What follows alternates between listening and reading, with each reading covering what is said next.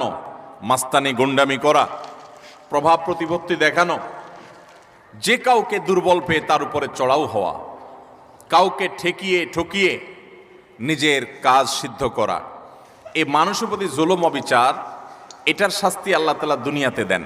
পৃথিবীর ইতিহাসে এমন একজন জালেম দেখাতে পারবেন না যে জালেম জুলুম করেছে আর তার প্রায়শ্চিত্ত তাকে দুনিয়াতে পেতে হয়নি। পৃথিবীর ইতিহাসের সর্বপ্রথম জালিম, মানব সভ্যতার মানব ইতিহাসের সর্বপ্রথম জালিম ছিল কাবিল, আদম আলাইহিস সালামের ছেলে কাবিল।